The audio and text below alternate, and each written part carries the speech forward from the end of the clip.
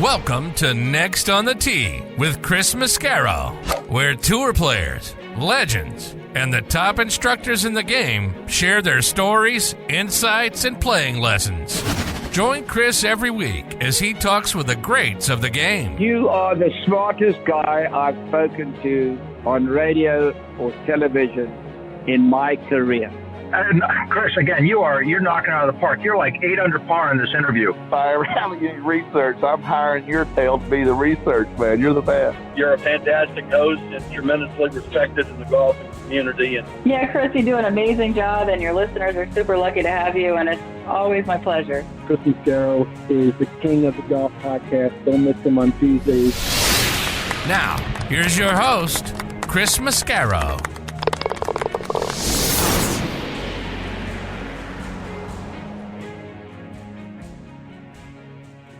Hello, folks, and welcome into this week's edition of Next on the Tee. I'm your host, Chris Mascaro. I really appreciate you being here and making the show a part of your weekly golf content. With the 4 guests that I have for you this week, we're going to laugh a lot. I'm going to give you some historical content and insights like we always do. We'll get into the Player of the Year discussion, a lot going on around that. And then we'll look ahead to the playoffs, plus get into the mindset and thoughts of a couple of more great players. Who are we going to do that with? Well, as you guys know, Tom Patri is back this week, and he never minces words, so you'll get a lot of opinions from Tom and insights as well. He'll be followed by 21-time winner between the PGA and Champions Tours, John Cook. Cookie has been out on tour playing or broadcasting since the early 1980s, so he's in touch with how the players feel, plus where we've been and where things are going. Always great to get his perspective, plus hear his story, so really looking forward to having Cookie back as part of the show. It's always something that I really anticipate when I know he's on the calendar for the guest schedule. So he'll be back here in just about 25 minutes. In part 2 of this week's show, I'm going to be joined by Wisconsin Golf Hall of Famer and a longtime member of the Golf Writers Association of America, Gary D'Amato. If you're not aware of the great courses that they have out there in Wisconsin, outside of Whistling Straits and Erin Hills, 2 of the very best in our country, Gary's going to let you know about some that will make for great buddies trips, so be sure to take a listen to that. Gary has also covered every Masters for the last 31 years, so we'll get some of his favorite stories from his times there. Like I say, Gary will lead off part 2 of this week's show, and then we're going to round things out with another tour legend, Guy Boros. Guy is the son of another tour legend, Julius Boros, who won 3 major championships. Guy has had a wonderful career of his own. He's won a number of times up in Canada on their tour. Plus, when the PGA Tour visited up there, and Canada used to host a couple of PGA Tour events, when that would happen, he would win those as well. So a lot of great success a little north of the border. We'll hear about those and what it was like growing up with a father who was a fantastic player out on tour in the 60s and 70s. We all know that Phil Mickelson is actually the oldest player to win a major when he won the PGA Championship at nearly 51 years old. Many people thought prior to that Jack Nicklaus, when he won the 86 Masters, had become the oldest major champion, but it was actually Julius Boros who won the PGA Championship in 1968 at the age of 48. Guy and I will discuss that and a whole lot more when he rounds out this week's show. So a lot of great stuff lined up for you again this week here on Next on the Tee, and as always, I can't thank you enough for tuning in and taking the journey with me this week. Okay, before I bring TP into the show, I want to start off by talking about the great people over at the Pittsburgh Brewing Company and Iron City Beer, a company that I have loved my entire life and have been drinking since I was 21 years old, of course. Whether you're a hacker or a scratcher, the secret to a successful day on the links is knowing when it's time to grab an iron, even if that means keeping it in the bag till the 19th hole. If it's been a while since you've reached for Pittsburgh staple beer, it's time to revisit Iron City. Thanks to their incredible new facility in Creighton, the best-tasting Iron City beer ever made is now available at a course near you. Iron City pairs well with any lie and sky and serves as a friendly reminder that there's always next round. Iron City beer, best enjoyed while enjoying life. Now let's talk about golf getaways and buddies trip locations. When you're thinking about that, think about our friends over at the Macklemore, which is a wonderful resort located just south of Chattanooga, Tennessee, high atop Lookout Mountain. It is a casual 2-hour drive from Atlanta, Nashville, and Birmingham. The existing Highlands course is now ranked in the top 100 courses you can play in the U.S. by Golf Digest. The 18th hole is ranked in the top 10 finishing holes in the world. A second course, the Keep, is under construction and will open summer of 2024. The Keep is a Bill Bergen, Reese Jones design and features a 1.5 miles of dramatic cliff edge, with every inch of that edge filled up with a golf hole. A world-class hotel, Cloudland Lookout Mountain Curio Collection by Hilton, will open spring of 2024. Both have incredible views into historic Macklemore Cove, 1,200 feet below. You got to see it to believe it, folks. Stay, dine, and play golf above the clouds at Macklemore. Go online to macklemore.com to book your stay and play package. Now let's talk about the new P790 irons from TaylorMade. From the very beginning, P790 irons have been rooted in clean aesthetics and thoughtful design. However, their true beauty is found beneath the surface. With AI-optimized weighting and speed foam air on the inside, every iron is uniquely designed to perform exactly how you need it to. As striking as they are on the outside, their true beauty lies within. Learn more about the new P790 irons from TaylorMade by checking out their website at TaylorMadeGolf.com. All right, now back with me to start another century worth of shows is our resident director of instruction, Tom Patri. As you guys know, you can find Tom down at Twin Eagles Golf Club in Naples, Florida. You can also find him online at tompatri.com or on Instagram at tompatrigolf. Be sure to subscribe to his YouTube channel because you can watch over 300 free video lessons to help you play better and enjoy the game more. And it's always a highlight of my week when I get to say that he is back with me again this week here on Next on the Tee. What's up, TP? Christy boy! How are you, Tom? Unbelievable. No doubt you are. Unbelievable. Unbelievable. Before we get into all the golf news of the week, I know you recently went out to Sea Island, a place a little bit southeast of me here in Atlanta. What was it like down on Sea Island? Sea Island is one of my favorite golf destinations on the planet, Chris. The private club on Sea Island itself, Ocean Forest, was just went through a restoration, renovation, whatever you want to call it. And John Wade, the director of golf there, was kind enough to give my son PJ and I a tour on Monday before we left the island. And the restoration that was done by Bo Wells, who's one of the great young up and coming names to watch for in architecture, did a wonderful job. It's not open yet. The members will get back on the golf course in about 2 more weeks, and they will be ecstatic at what they see. We played golf a couple of days before at Seaside over at the Sea Island Resort, which is where they play the RSB. And that's one of my it doesn't feel like a resort golf course. It just feels like a great golf course. It just doesn't. That resort has such a great vibe to it. And I'm not a big resort golf fan, but that place is special, and that golf course is special and really good. And then Davis just did a couple years ago. We did the Plantation course, and he did a wonderful job there as well. So it's just a great place. The practice facility is first class. The food is out of this world. It's just a great spot, and we had a great time. And on day 2, caught a 120-pound tarpon. So it was a pretty good. Oh, look at you! Yeah. Did anyone verify, or is this one of those fish stories? I have video. If you want it. It's not a problem. See, right away you attack me. Right away, it's an attack. I'm just saying. Right, it's an attack. Legendary fish stories. Everyone attack. Caught the biggest fish ever. I want everybody listening to know that was an attack. Okay, just All right, and down your way, summer season is about to come to an end. Schools are going to get back in session here before long. What was summer season like down there in Naples? Summer season was a cross between Africa and hell. It was. I was waiting for a guy with the big ears and a pitchfork and a pointed tail to come out somewhere. It was unbelievably hot this summer. But lucky Tom, the newly renovated Twin Eagles Training Center was done, and we got to spend the best part of the winter in the training center with those fans ablazing, and it was bearable. It was actually pretty good. So But it was hot down here, man. It was. I'm waiting for that September, October, November cooling off period to come because it can't come too soon. Does that happen? Because for me, winter comes in Florida for a weekend sometime in January. No, I mean, listen, we have our occasional cold snap where it's cold for When it's just hot. You have hot and really hot. I'm laughing cold. Even a cold snap during the winter.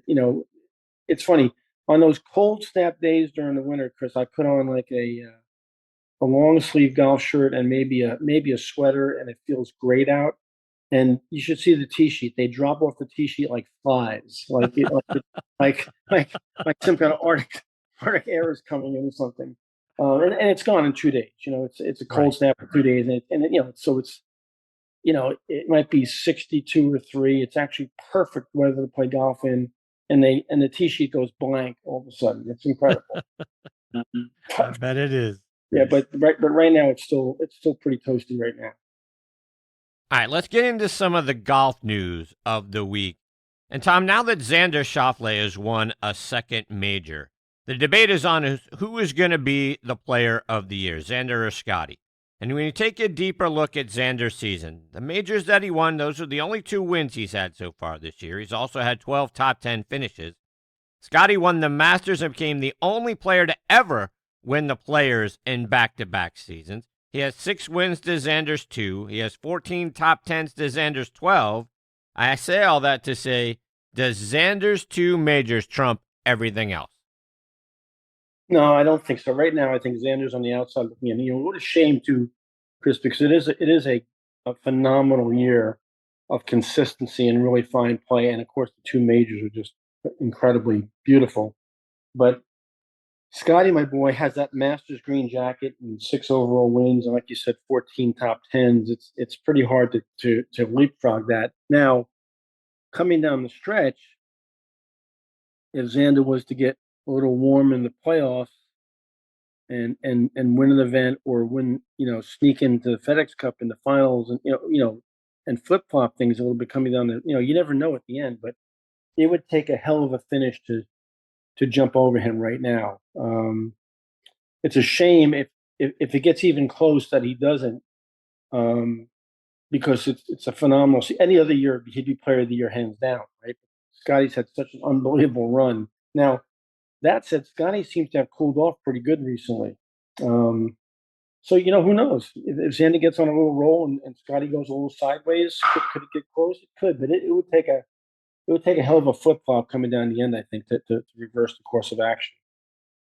This week, the Olympic Games start, and we get to have golf now for the 3rd Olympics in a row, at least in our lifetime. Very excited that the Olympic golf will tee off this Thursday. Looking forward to seeing how that competition plays out. It also has breakdancing. Just keep that in mind. I'll have to be sure to tune in. Oh my God! If Xander were to repeat as gold medalist, where would that put things in the Player of the Year discussion? I don't think it. I don't think it's real. Not a big fan of that. No, not really. I mean, it's speaking of limited fields, it's a pretty limited field, and I don't think anybody from Paraguay or Somalia is going to really factor into world rankings. So I don't see it being a really. Listen, it's a great honor to be an Olympian, and the gold medal will be phenomenal. But how many really, truly quality players did you beat to win that gold medal? I mean, a handful maybe, right? Really, in the grand scheme of things compared to a PGA Tour event. So I don't see that moving the needle a whole lot. And I'm sure the people out there are gasping for air right now and hate what I'm saying, but I just don't think it moves the needle a lot. So, I agree with you. If we look back to the last Olympics, when Xander won, or you go back before that to Justin Rose. But I mean, hey, look, this field isn't that bad. I mean, again, if you look at the U.S. team, along with Xander and Scottie, you got Colin Morikawa and Wyndham Clark. But John Rahm, Wyndham Clark's playing really good, isn't he? Yeah, I was surprised he made the team. But again, this is on world golf rankings, right? Yeah. That's not on points. It's not anything. It's just on the world golf rankings, and he's number 5. So say what you want. I love that computer. I know.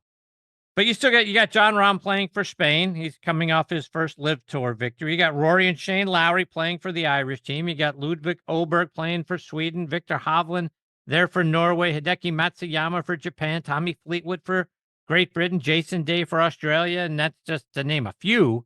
Okay, So obviously they got 4 players each. But so tell me how many players are in the field total, and then how many players you think are really world class. It's kind of like a watered down Masters. And I'm not trying. And listen, you and I love the Masters, but it's a very small field with a very small gathering of really good players within that small field. So yeah, there's some quality players, but there's not a tremendous amount of depth to the field.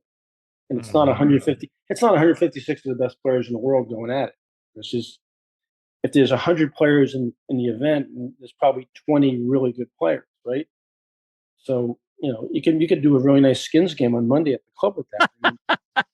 I mean, it's not a PGA Tour event. Let's face it. John Rahm has come out this week and says that he thinks that the countries should be allowed to pick who they want to represent them. What are your thoughts on how the team gets picked? Do you think it should stick with the World Golf Rankings and the top 4 from your country, wherever they fall in those rankings, are the ones that represent them? Or do you think the country should have an opportunity to decide who they want on their team? I kind of think that has a little validity to it. I mean, it's a great honor to represent your country. So who in the country picks those 4 players? And now let's go to that. So in the U.S., who would pick those 4 players? Yeah, that's a great question. I don't know. Does that fall on whoever is the head of the PGA of America in this country, and then whoever is the leader of the PGA or the rating bodies in those countries? That's a lot to put on somebody, but maybe that is where it belongs. I don't know. It's a great comment by John. I don't think John thinks these things through all the time. He's done this before. Great idea. I kind of like the idea, but my question is, okay, who in each country has the power, if you will, to make that decision? Who do you put down? You have the USGA, you have the PGA of America, you have the PGA Tour, you have the players themselves. Do they vote? I mean, how do you do it? Yeah. You tell me, pal. Yeah. All right, so let's switch gears a little bit. Let's talk about the Ryder Cup. As since the last time we spoke, Keegan Bradley, right, has been named the U.S. Ryder Cup captain. Webb Simpson was his first pick as an assistant captain. Oh, by the way, both of those guys were passed over last time by Zach Johnson. What do you make of these 2 guys being selected to run the team?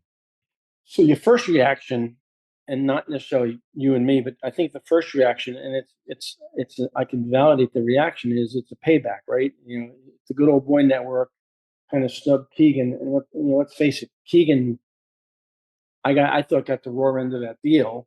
Webb maybe not so much, but Keegan certainly. And you can make a big argument why Keegan should have been picked over Speed, could have been picked over JT. And even you could make an argument for Lucas Glover back then. But I just think it's a really peculiar pick. We haven't had somebody that young as captain. We haven't had somebody that's been that active still playing as captain. And you make the argument, he knows Bethpage Black so well, St. John's, New York connection, yada yada yada. It feels kind of strange to me. I have nothing. I don't have anything against Keegan at all being the pick. I just think it's part of the story is not being told. I got to believe that if you close the door and poured truth serum down everybody's throat, there'd be some interesting comments that came out how that decision was made. It just doesn't. It feels strange to me. That's all. It feels a little off to me. Yeah, it's the same for me, Tom, because again, he was passed over last time by Zach Johnson. They say Zach Johnson was actually the one to call him and let him know that he was going to be the captain. But when you think about the players that are on the team, and I would think right now, the same players that we believed were on the outside looking in or should have been, you had questions about JT, you had questions about Jordan Spieth. Both of those guys were chosen. Keegan made his opinion known that, hey, I'm not a part of the boys club. I'm not going to be on this team because of that. Well, now he's captain. What do you do if for whatever reason, late this season, early next season, both of those guys get hot? and now play their way into top 12. Again, you don't have to pick outside of 6. You get to pick the top 6 or automatically in. Then he gets his 6 captains pick. But if those guys get hot and they're inside the top 12, wouldn't that be odd to have those guys on the team? And now you're trying to lead those guys. And again, you can try to rise above it and all that sort of stuff. But now you're looking at guys in the eye that, well, I should have been on the last team instead of you two, but now you're on my team, so we're going to do that. It just feels like that room would be odd. And what if, and this is just a what if, and I'm not saying it's going to happen. What if he snubbed those 2 guys and he didn't pick either one of them? Right. Yeah. Yeah. Yeah. It just feels like to me it's going to be an odd team room if those guys are involved, or any, to your point, if you snub both of those guys, then you get all the scuttle. But I don't know. I get it to your point. Keegan makes a lot of sense. He's from that area. He's got a lot of history at Bethpage and all of that. It just feels like you're setting yourself up for some team rooms that could be very uncomfortable. Yeah, I mean, and let me go back even a step further. I gotta believe there's more to the story than Tiger turning it down just because of the live situation, and he's in a lot of meetings. Can you imagine at this point in his career, at Bethpage Black, where he had one of his great victories, that he takes a pass on being a Ryder Cup captain? Yeah. Something's missing there for me too. Yeah, no, 100%. We've already forgot that part of the story. We're so focused on Keegan. My head is still on Tiger turning the Ryder Cup captaincy down because of live meetings. There's something not right about that, to me. Yeah. I think I agree. There's a lot of funny parts to this whole thing, if you ask me. Yeah. No, well, let's take that a step further, Tom, because to your point, I mean, you go back to, Jimmy Dunn. We know Jimmy Dunn walked out, kind of quit right on the spot because there was no substantive movement in those talks. All of a sudden, Tiger's too busy dealing with these talks. And Chris, in the last, I'll give you 6 or 8 weeks, have you heard anything about the talks? Anything? No. I mean, nothing, zero. I mean, it's like, you can hear a pin drop. I mean, it's a weird, it's a whole weird dynamic to me. Keegan in, Tiger out, live. I can't do it. I don't want to be the captain of the Ryder Cup. Is he 46 now? 47? Tiger's 48. 48, and clearly in the twilight, it was back 9. And right. Bethpage Black, New York, big media center, turned that down, and it doesn't. How much Sunday Red could you sell at Bethpage over the weekend? How much? Right. If you win the Ryder Cup, how much Sunday Red could you sell at Bethpage over the weekend in New York? Right. Back up the Brinks truck. Here we go, boys.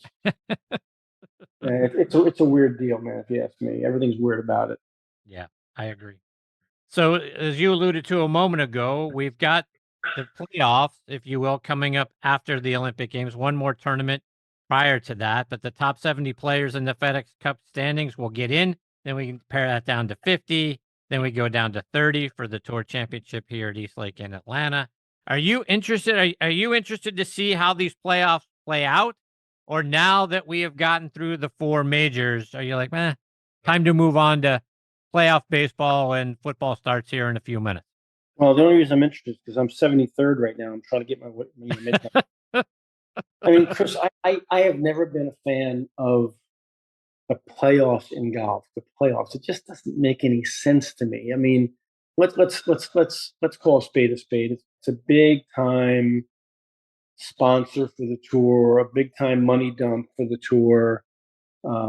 It's a whole media blitz for the whole year. The FedEx Cup points, but I used to love when the last event was at Disney and the top 25, 125 were going to keep their card, and there were guys, 100 through 156 or 160 playing at Disney, scratching it out, clawing it out that last week to keep their card. I used to watch that tournament every year because it meant something about guys surviving and keeping their career going, And now you have the top 70 in the world who have made $80 trillion all year long. And they're playing the last four events for another $80 trillion. And I say this every time we have one of these discussions. I guess I'm too old. I guess I'm too passe. I guess I'm too, traditional or whatever you want. I'm a dinosaur, but it just doesn't feel right to me. So take that a half step further. That doesn't feel right to you, but we've got these events now during the season where we have these signature events where it's limited cuts, right? And it's kind of following the principle, let's copy what Liv is doing. We're not going to go down to 48 players or 54 players, but we're going to have limited cuts. We're going to have these elevated prizes, right? You got $20 million tournaments. It used to be $8 or $9 million purses. Now they're $20 million purses. So you've got these limited player events going along throughout the season to get you to a limited player event in the playoffs.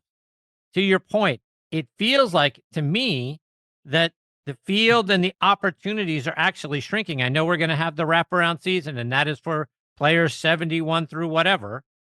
But I don't know, but Tom, the whole thing feels odd to me for what we're doing. We're trying to grow the game, yet we're limiting fields throughout the season. That seems to be counterintuitive to me.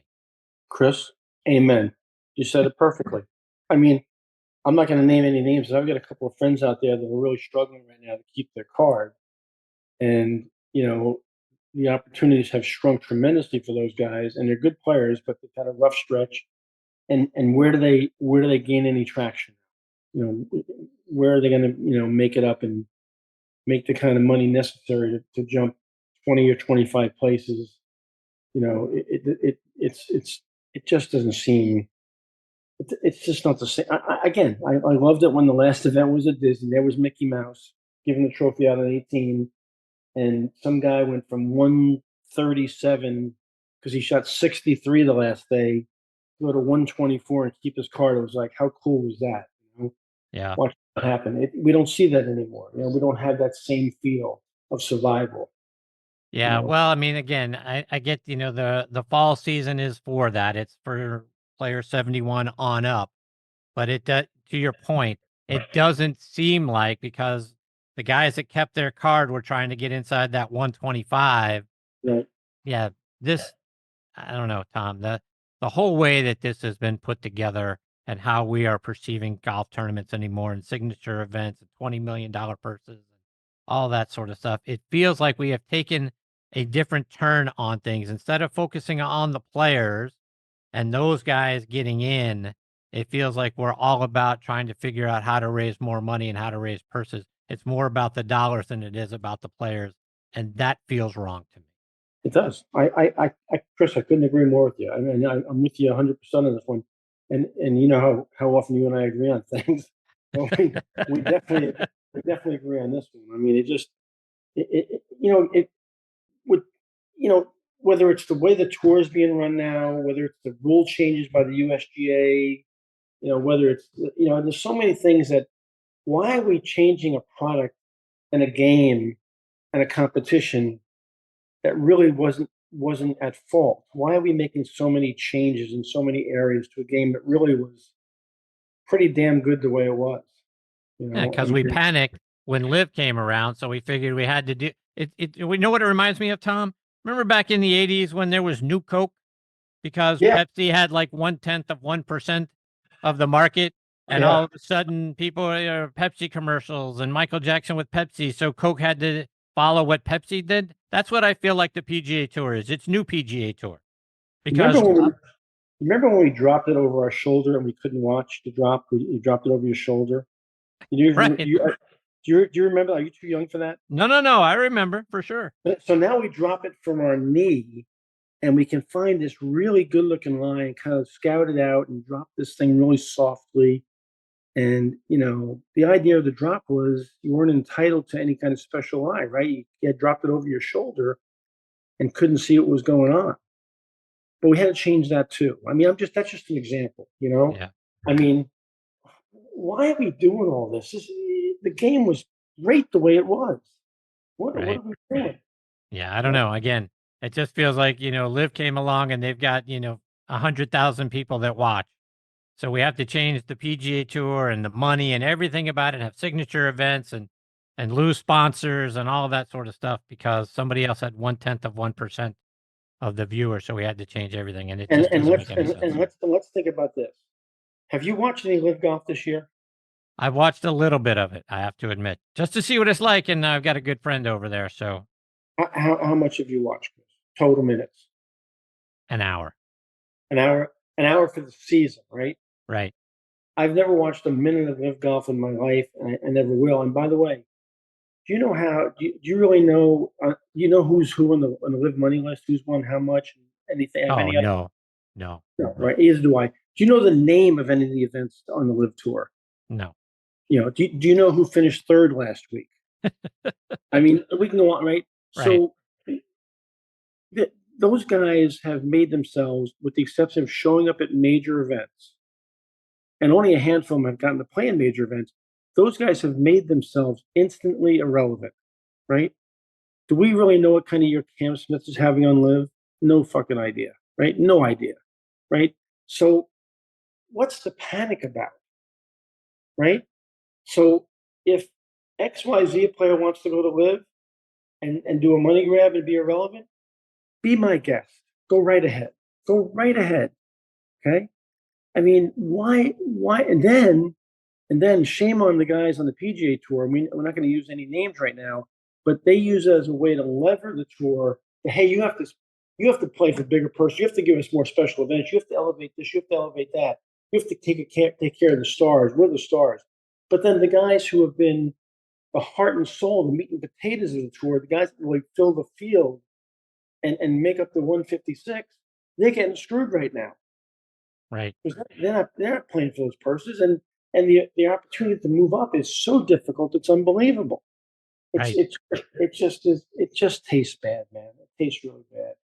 Right. So let's put a bow around all of this that we've been talking about. So much about what's happening now on the PGA Tour feels bad. We got to get back to a place where it feels good. No, I agree. And I don't know what the path back to that is. I don't see it either.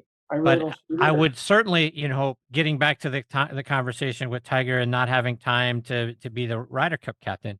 I hope it's not just he's having conversations with Yasser Al-Rumayyan, but they are really talking about, as a policy board, how do we get back to the place that we used to be instead of everything being about the money. Yep. Right? I mean, the PGA Tour, and you've talked about this in previous episodes, the PGA Tour used to be about the charity and how much it gave back to the local communities and all of that sort of thing, right? We got to get back to it feeling good. And I tell you what, we badmouth Liv a little bit, but the only thing that has felt good to me this year around PGA Tour golf or professional golf is Bryson DeChambeau at the U.S. Open. That felt good to me, and how he interacted with the fans and how they responded to him and what that whole thing was like. To me, that is the moment of the PGA Tour. I get that Xander won 2 majors. I get that, all the wins that Scottie's had and the Masters and all that sort of stuff. And I had really great feelings about Scottie and, has a family now and all of that. That's wonderful. But to me, the moment of professional golf this year happened at the U.S. Open, and everything else, I'm waiting for something else to feel good. For me, as a professional who had a dream way back when, golf was competing was never about, hey, I want to go play the tour to get rich. It was about, I want to win tournaments. I want to win something. I want to win an event. It wasn't about, hey, I want to play in that event because it's a $20 million purse. I want to win a golf tournament. I want to win an event, and I want to have my name on a trophy. I want to accomplish something. It was never about, as a kid with a dream, as a college player with a dream, it was never about how much money I was going to make. It was like, I want to go compete against the best players in the world and win a tournament and beat them all. That's what it was about. And the money was a byproduct. Right. Now I don't think these guys give a shit about if they win an event or not.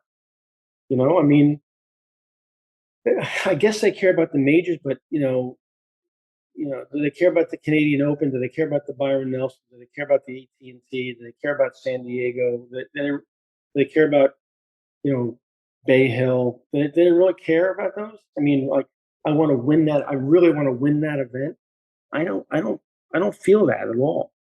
Well, those are signature events, but I mean, I don't know. And I certainly can't speak to that, but I tell you, getting back to feeling good about that. Here, I tell you what, here's the other thing that I feel good about in professional golf is the guys out on the Champions Tour, because I think they play for the joy of the game. No doubt. No doubt. Right. I'll tell you, when you talk about, you ask her, how much live golf have you watched? Not very much. How much PGA Tour golf have I watched outside of the majors? Not very much. But I watch the Champions Tour every week. And the reason I do that is because I know those guys, and I know they play for the love of the game, and they're having fun out there. And they're very interactive with the fans as well. I here at TPC Sugarloaf, getting to see them at the Mitsubishi Classic. They're interactive. They're around the fans, and they appreciate the fans. And I love that. And again, I loved it from Bryson. But those are the guys that I think play for the sheer love of the game. And that, to me, feels good when I watch them out there smiling and having a good time. I just wish we'd get back to more of that on the PGA Tour and talk about that more than we talk about $20 million purses. Because to me, that is driving people away from the game. You know what? Again, I agree with you. I agree 1,000%. You know, just again, if you poured truth serum down a lot of guys' throats on the Champions Tour and said to you, "What do you think about what's going on back on tour and with Liv?" I think you'd hear some really, really disparaging comments. You know. Yeah. All right, Tom. Before I let you go, remind our listeners how they can stay up to date with you, my friend. Chrissy, let's talk about next on the tee. Let's talk about Chris Mascaro. Let's talk about, for example, great guest. You have John Cook on tonight, don't you? I do. John's coming up next. What a great guy and a great professional. And you know, there's some guy that's truly traditional and played the game that was supposed to be played. Let's talk about all the great people you have on and what great thing you do by bringing this to everybody every Tuesday night. And the fact that you're kind enough to have an old guy like me on 101 times. You must be a kind soul. I think that to myself a lot. But, yeah, I'm sure you do. TP, you're the best, my friend. I can't wait to catch up with you in a couple of weeks. Love being on with you, pal. Have a nice night. You too. See you, Tom. Bye, buddy. That's a great Tom Patri, folks. And again, you can follow him on Instagram at Tom Patri Golf. His website is tompatri.com. And be sure to go out and subscribe to that YouTube channel and get those free playing lessons and tips for yourself. He is just the best. Not only as an instructor, but just as a friend and a human being. I can't wait to catch up with him again soon.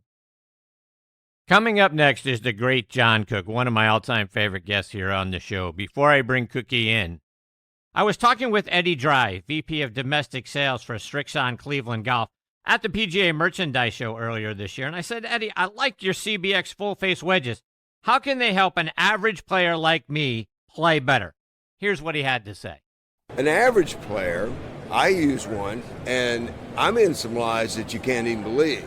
And I need all the help I can get. And the face is bigger, and the grooves go all the way up and all the way out to the toe. So if you hit it on the toe, you miss it, bam, there's a groove.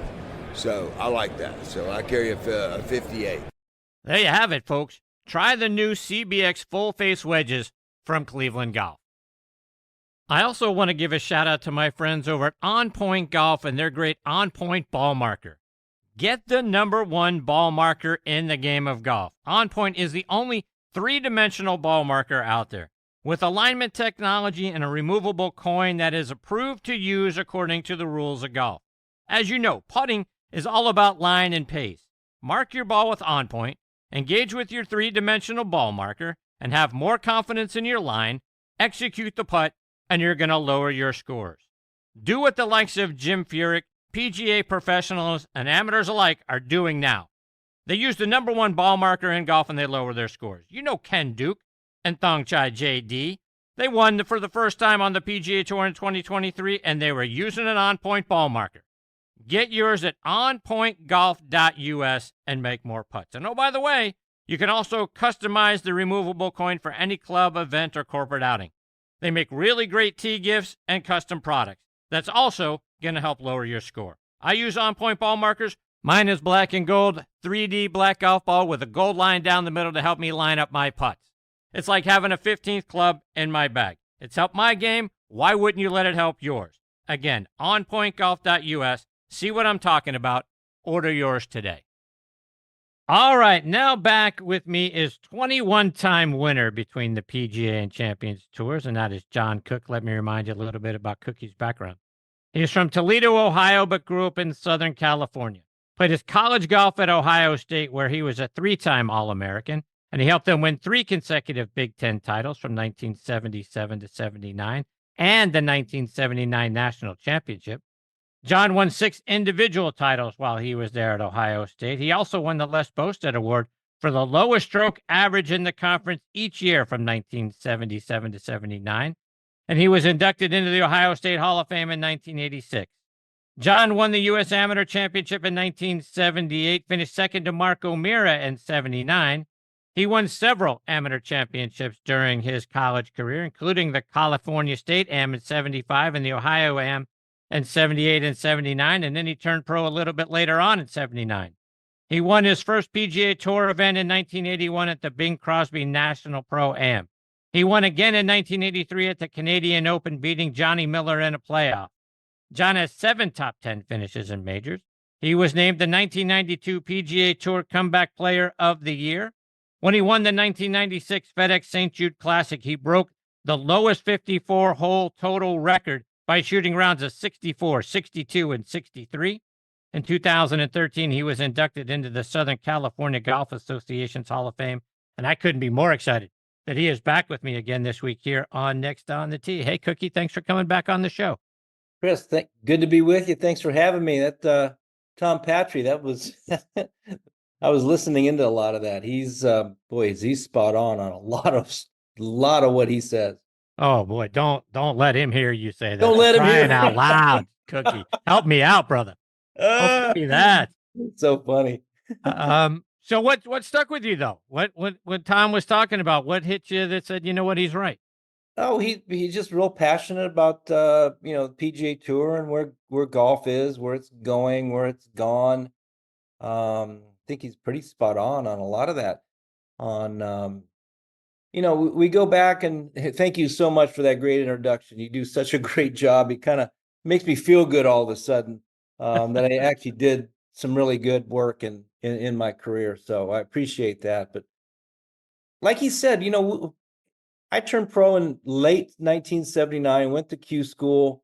I could have, out of Ohio State, I could have gone back and finished my senior year. I could have graduated with a degree in finance. I could have had a great opportunity for employment right there in Columbus or around because of the great alumni association that Ohio State has.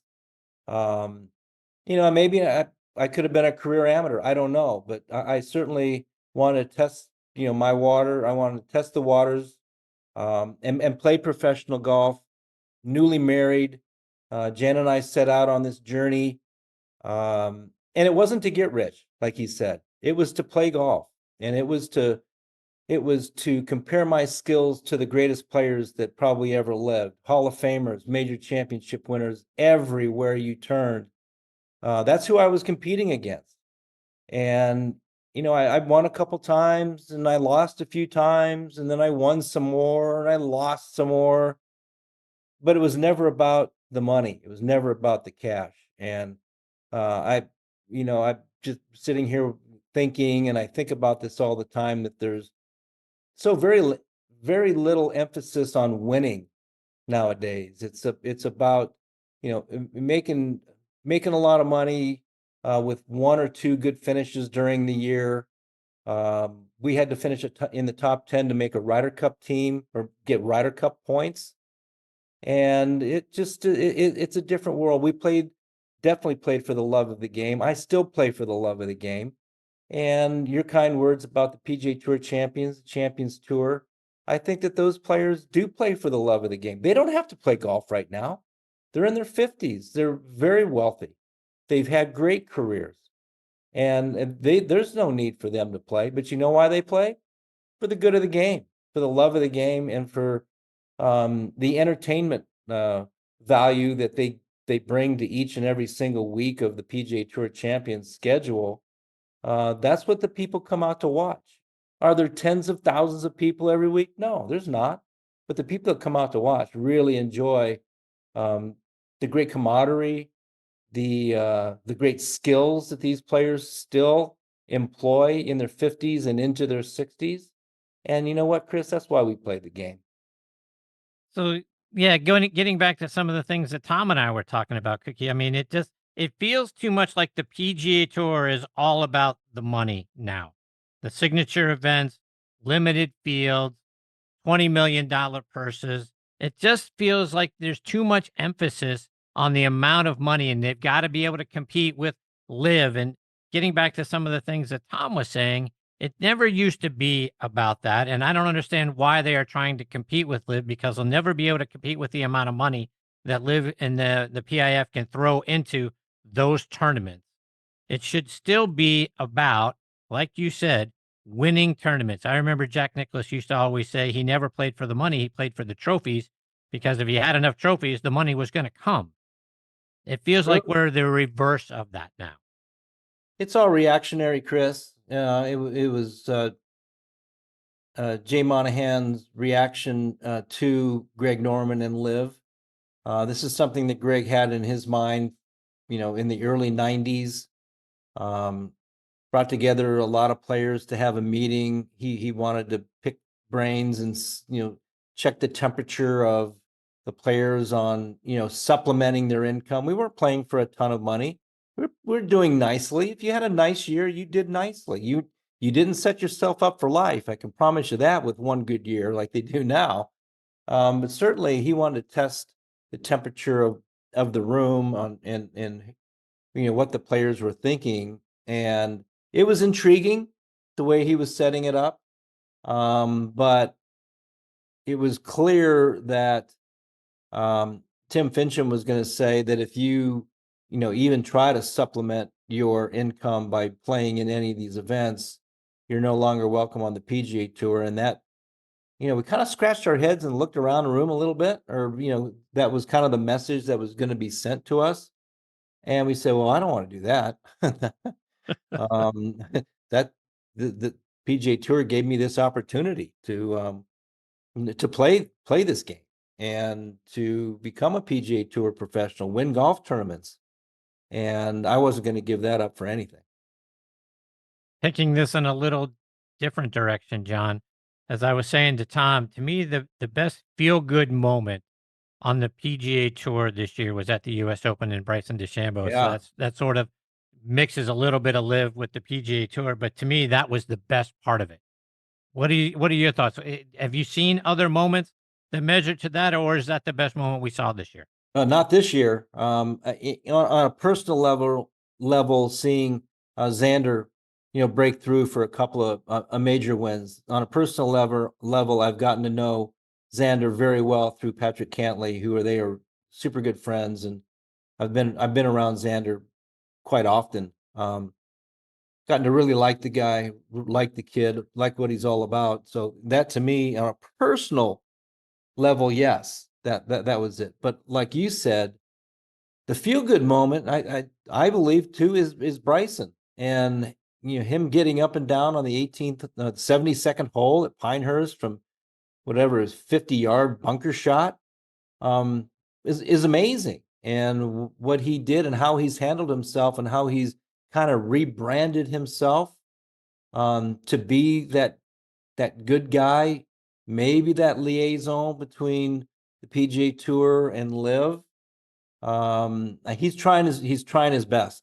He really is trying his best. He's easy to like nowadays.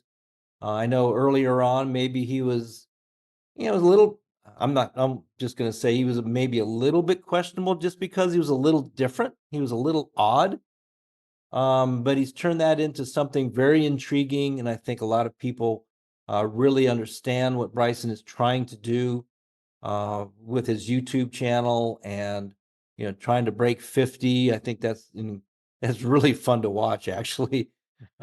He's very personable now. I have spent a bit of time with Bryson.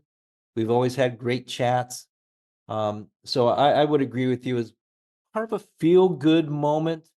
Definitely Bryson, because he's engaging now. He's engaged the fans. He's engaged the brand. He's engaged everything. He's trying his best to be that guy, and I commend him for it. You mentioned his shot on the 72nd hole, that 50-yard bunker shot. Is that the hardest shot in golf? What was your thought when you saw him lining up in there, knowing he had to get up and down to win? Well, yes, it is the hardest shot in golf, and now just add the 72nd hole of the U.S. Open to the equation. Also, if he catches it a groove low, he sends it into the clubhouse at Pinehurst, because the clubhouse is only about 10 yards over that green, and we all know what can happen with a 50-yard bunker shot. You can chunk it, or you can send it. And if he sent it, it was going to be rattling off somebody's salad up there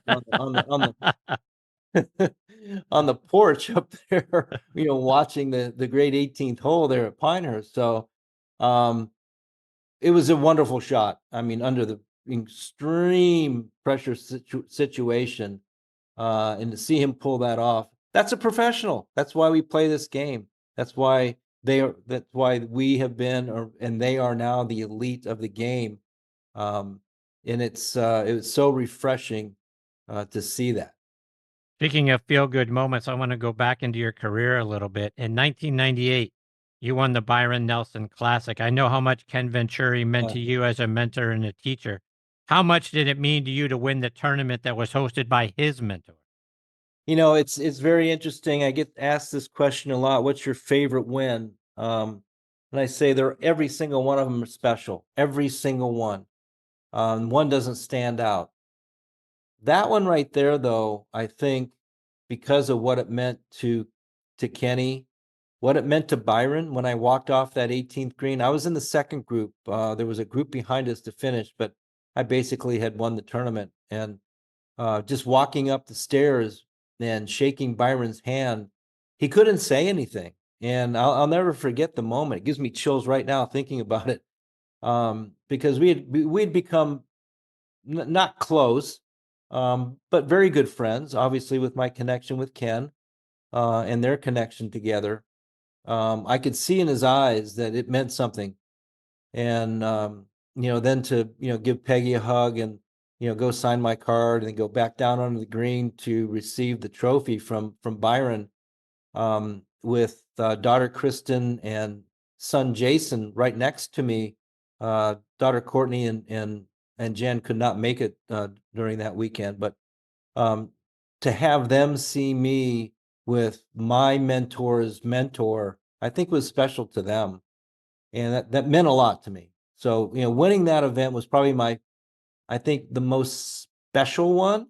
They're all special. They all have their own meaning of what they were in my career, in my life, what it meant to my family and friends. The Bob Hope Classic wins were so fun and so great. To win the Byron Nelson, though, with Byron still alive and Kenny, watching on television, was pretty darn special. John, like I mentioned in your intro, you set the 54-hole record at the 96 FedEx St. Jude Classic. Was that one of those stretches where you visited what we call the proverbial zone? Did everything just look easy and come easy to you that week? Yeah, it was pretty nuts, Chris, to tell you the truth. I was building up to that, I think. Early in the season was not very good. To be quite honest, the start of my year on the West Coast was horrific. Was not playing well. I was really up in arms about what I wanted to do. Is this worth it? I was miserable. I had a great session planned with Ken, in Florida. I was thinking about canceling it and just moving on and do something else. And my wife Jan said, "You need to do this. You need to go. You need to go see Ken. Spend a few days and get the crap knocked out of you a little bit," which what Kenny ended up doing. He never minces words, and Jan, you really said, "You need to go do this. We're fine. Whatever you decide to do, we're fine. But you need to spend these days with Kenny." So then, fast forward, things started to happen. After those 3 or 4 days, things got better and better and better, as we went along, and I had a really nice U.S. Open at Oakland Hills the week before Memphis. Finished in the top 15, and really felt like my game was really coming around. And that week, like you said, was I in the zone? Well, I don't remember a lot of it, honestly. So I guess that means that you were in the zone. You're in that little bubble. I never carried a yardage book, and I relied on my caddy, so much. Especially that week, Frank Williams was on the bag, and a great caddy. He won, the Open Championship with Stuart Sink. He's won many, many, many golf tournaments. He would give me a number. I would pull a club. I would hit a shot. I'd go tap in for birdie, and we would go to the next hole. It was just, that's the way it was all week. It was incredible. I was hardly ever in between clubs. I took advantage. I think I only made one bogey for the week. So that means I made like 27 birdies in one bogey. And most of them were 12 feet and in. I mean, it was pretty incredible. I drove the ball great. And you get those Zoysia fairways where the ball's sitting up on a tee, and you had pretty soft bent greens at the time. You know what? It just I was free swinging all week. So yeah, it was a very, very special week.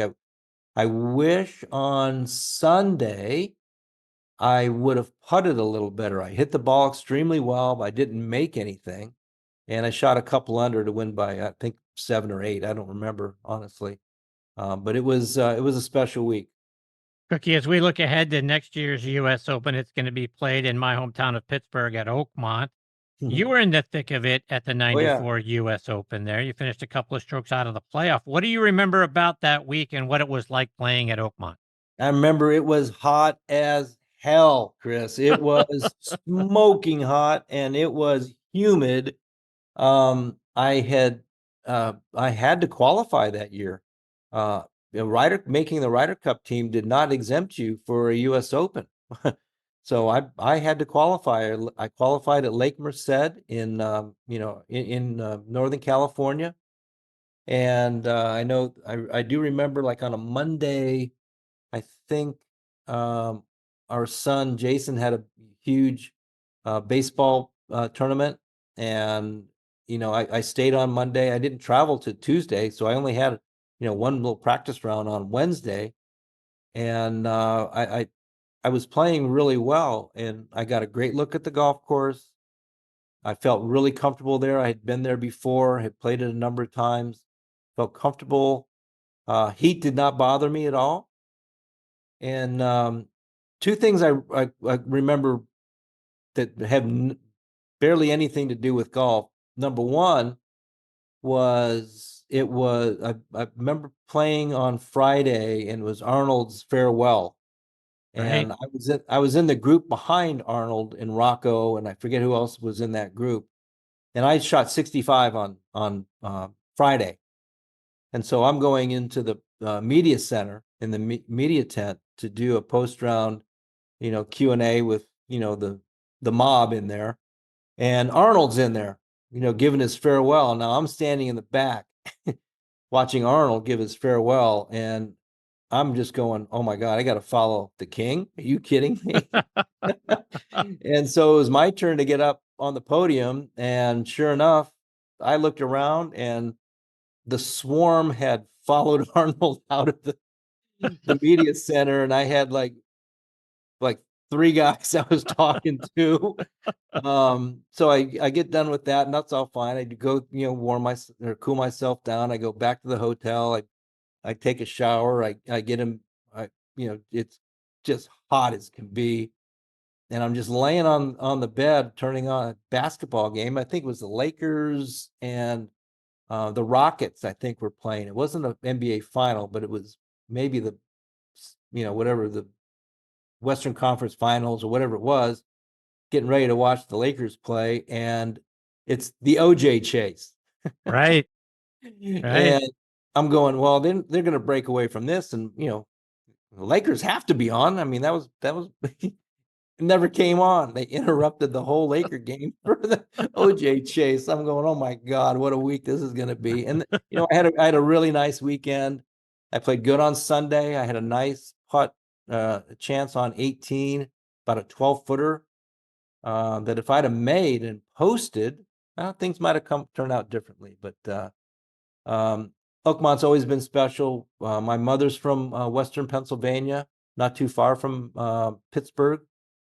And so Oakmont's always held a real special place in my heart. Speaking of putting, the greens at Oakmont are legendary. How did you find trying to putt those greens? I loved them. I played a lot at Muirfield in college. I played those bent greens. I had a lot of amateur success. Had other success on bent greens. Poana, actually, those are more Poana than bent.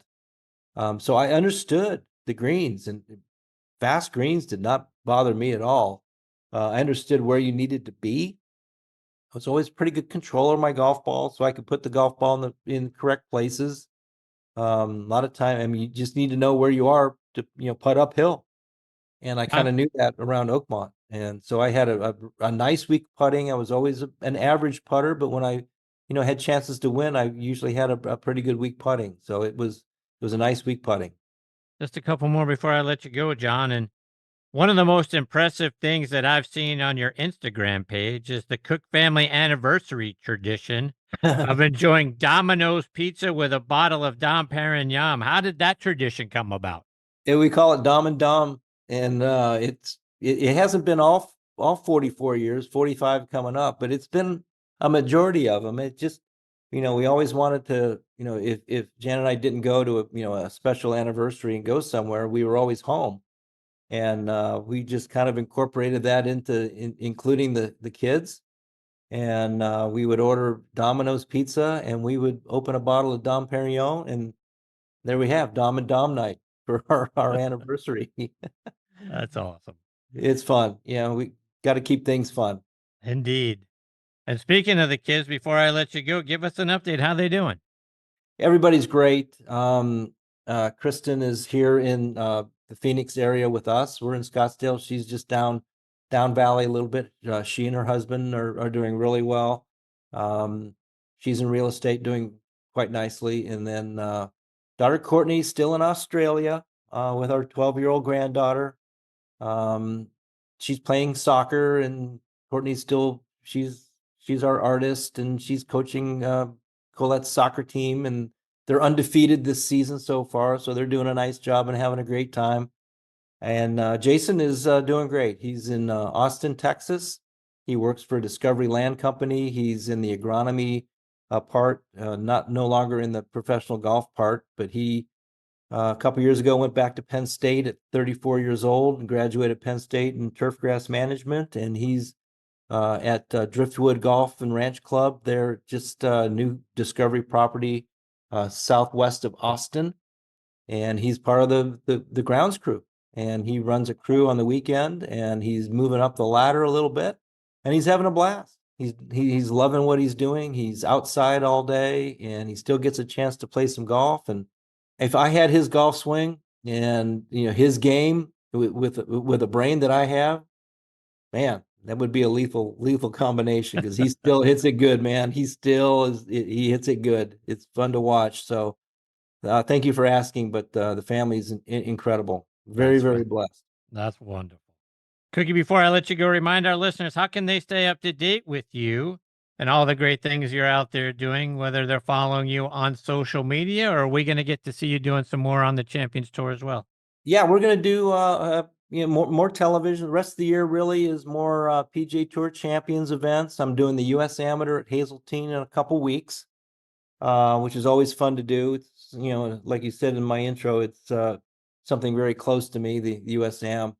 So I love doing that. So we'll be doing that, more PGA Tour Champs events, some NCAA stuff in the fall as the fall schedule starts to fall into place, and the programs are gearing up for the run to the NCAAs next year in the end of May there at La Costa again. So I'll be very, very busy doing some television work, and just very blessed to be still part of this great game. But so that'll be a lot of fun. On X, I'm John Cook Golf. On Instagram, I'm JN Cook OSU. And that's mostly a lot more for family and in golf stuff. But yeah, you can follow me on that. And it's always fun to stay in touch with people. I think a lot of people appreciate what I do on television. I just talk like I'm just like a golfer, like we're just watching golf on TV. That's what I want to portray, and hopefully they get a kick out of it. Sometimes they get a little pushback on some stuff, but you know what? Hey, that's okay. I can tell you how to win. I can tell you how I lost. So got to appreciate both. Absolutely. Cookie, I can't thank you enough for taking time out of your busy schedule to come back and be a part of the show. It's always a huge thrill when I get to spend some time with you. I hope this privilege comes around soon. Anytime, Chris. It's always a blast. Take care, John. All the best to you and your family. We'll catch up soon. You too. Thank you. See you, John. That is the great John Cook, folks, and they just don't come better than that guy. Not just like he said at the end, as he is a broadcaster, he is just trying to portray to all of us what it's like to be out there, what it's like to be a golfer, what it's like to win, and what it's like to lose. And when he comes on the show and he shares his thoughts and his insights, it's just like you're talking to one of your buddies. And that's what I love about Cookie the most. He is just one of the most wonderful people in this game, whether it's as a broadcaster or when he was a player. A treat to watch, a treat to talk to, and he's fantastic to follow. So be sure, at John Cook Golf is where you're going to find him on Twitter. At JN Cook OSU is where you're going to find him on Instagram. And hopefully we get the privilege of having him back on the show again before too long. Thanks to John for being a part of the show. Always a huge thrill. All right, my friends, it is time for me to put a bow on part one of this week's show. My sincere thanks again to Tom Patri and John Cook for making it so much fun for me to be a part of. I hope you really enjoyed it as well. Please come back for part two, when I will have Wisconsin Golf Hall of Famer and a member of the Golf Writers Association of America, Gary D'Amato, will make his return visit.